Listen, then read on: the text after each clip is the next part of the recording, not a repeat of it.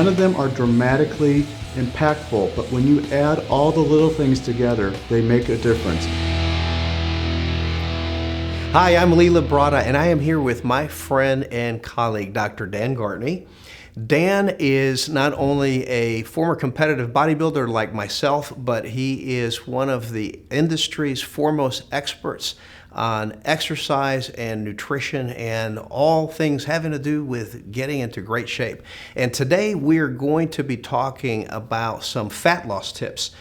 Some of which are unconventional in nature, mind you, and so I'm going to pass it over to Dan to talk about some of those things. Very, very interesting concepts there, Dan. Well, thanks, Lee. And everybody has their own little gimmicks that they do.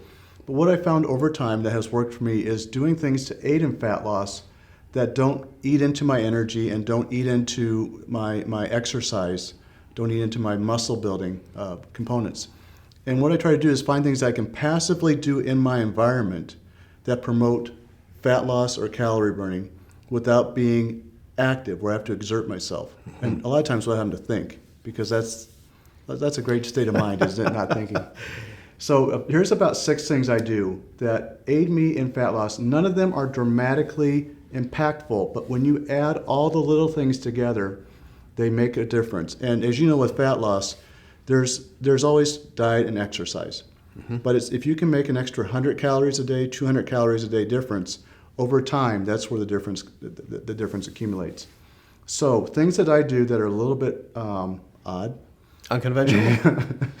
People will say odd. are I keep my house fairly cool. And by cool, I mean we sleep in a room that's around 60 degrees at night. And during the day, I keep it between 62 and 64 degrees. That is almost uncomfortably cool if you're not acclimated to it, if you aren't used to that temperature. If you think about most people's homes, they usually warm them around 70 to 75 degrees during the winter. Now, obviously, in the winter, it's much easier to keep your house cool than it is in the summer. Now, Dan, 60 degrees seems kind of cold to me.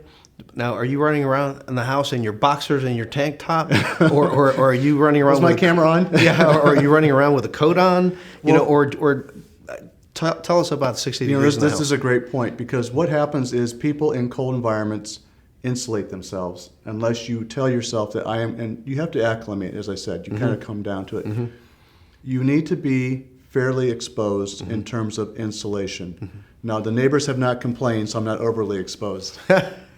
What I typically wear is a light pair of pants and a light shirt.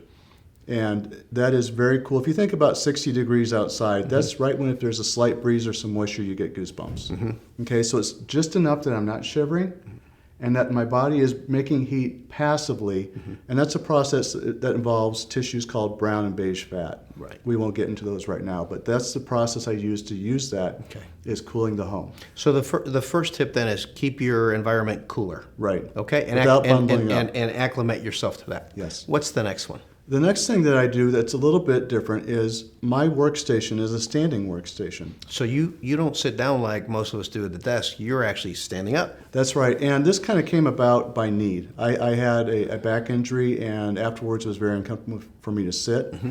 And I built a standing station. And I started seeing some research talking about workstation changes are a very, very big area of research. They call them ergonomics. Mm-hmm. And they look both to reduce injury and to improve the health of the employee. Now, you've seen those treadmill stations, and that just takes a little more space and a little more cost than I want to invest into my office station right now. But if you stand instead of sit, you burn more calories. You actually get a cardiovascular benefit. And by a cardiovascular benefit, you're not getting a cardiovascular drawback that prolonged sitting occurs. You just burn more calories because you're standing erect. You're maintaining a posture. Right, and obviously there's muscles that come into play, everything from your spinal erectors to your abdominals and what have you. Right. And I'm very fortunate that I work in an environment I can control. I even have Pandora playing a lot of times, and sometimes just a little bit of rhythm, and you're just kind of moving a bit, things you can't do in a chair frequently. So that standing workstation, that may add another, let's say 40 to 80 calories to my day that I burn. Sure. But it's costing me nothing. Right, and it adds up over time. Yeah, and it's actually provides some health benefits. Interesting studies showed that the more you sit, the higher your risk of early mortality too. I saw that. Yeah, in addition to any kind of vein benefit like fat loss, I'm actually getting a health and a longevity. We were never meant to sit around as much as we do. No. So what are some of the other things that they can do? You know, one of the things that is very common for me and for most people is to eat many small meals. Okay. So I break my meals into about 5 or 6 meals, and that prevents me ever really getting hungry before the next meal. One thing I do to add to that effect is I always make sure I drink a full glass of water. What that does is it fills my stomach, gives me some volume distension in my stomach, and convinces me that I'm a little more full than I would be from 400 calories otherwise. Do you drink the water with the meal or before the meal? You always hear that, oh, well, don't drink the water with the meal because it'll water down your digestive enzymes. I drink it with the meal. There's 2 reasons for that. And the point that you bring up is that you're diluting the digestive factors in the enzymes. Your body depends upon you chewing, and you and I giggle when we use the word masticate. Right. But masticating is chewing. What you're doing is you're mechanically breaking your food into small pieces, so the acids and the enzymes can get to them.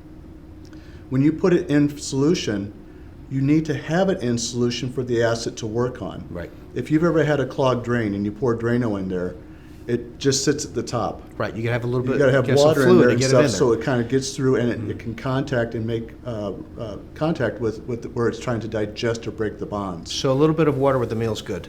A little bit. Well, actually, they recommend some people even that you have equal volumes. Really? That much? Yeah. Now, when you get into the enzymes, you're saying, oh, well, you're diluting it out. Your body will absorb water. You'll never have too much excess water from reasonable drinking. It'll just pull it out.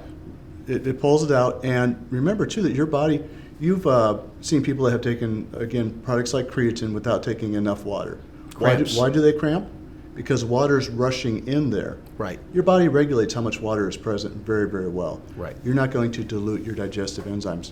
An interesting bit of research that I haven't followed as near as well as I want to is what's called the salinity or tonicity of the portal vein. Okay, when you take in nutrients into your intestines, those nutrients get to your liver through a specific blood vessel called the portal vein.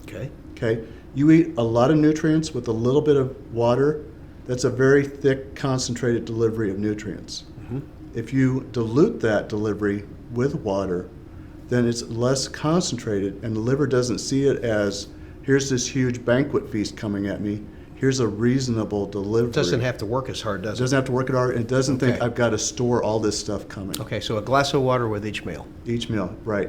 There are times that I know I'm going to get hungry before the next meal is scheduled. About 6 times a day.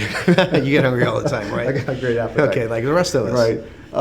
But sometimes, the middle of the afternoon, your energy is kind of fatiguing a little bit. You're sitting there thinking you maybe got an hour to the next meal. Again, I'm very fortunate. I can schedule my schedule is flexible to my needs.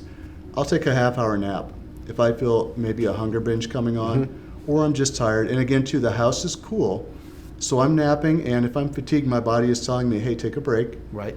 You're underfed right now. We need to take the stress down.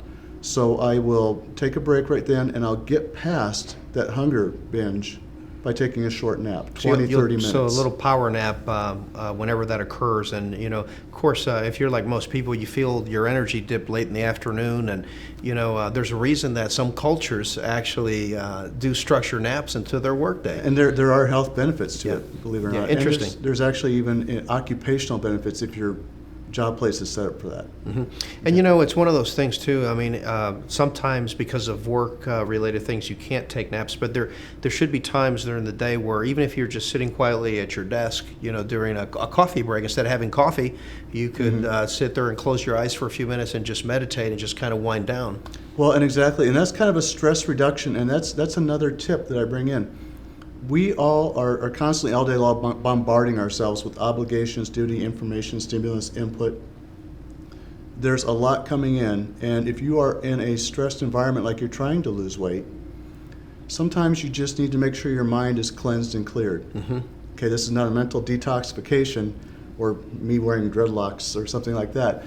What you want to do is you want to bring yourself into a state of calm, because when you are frustrated, and you've dieted and been hungry before, and then if you get irritable, that's when you're going to break your binge. That's when you're going to break your discipline.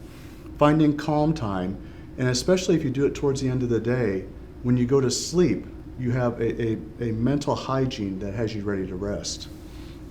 Good tips. Good Well, tips. Thank thank you, you. Dan. Thank you very much for that. Well, you heard it from the doctor. Those are some great fat loss tips that you're not going to hear everywhere. They're not your conventional fat loss tips, but nonetheless, things that you could try as you're trying to get leaner. If you enjoyed this video, I would ask you to please tune in for more videos with Dr. Dan, and be sure to go to Labrada.com and sign up for our free email newsletter, which we send out every week. It has everything from exercise, nutrition, and motivation articles to videos to recipes, you name it, all free. Check it out. I'm Lee Labrada with Dr. Dan Gwartney. Thank you so much for watching.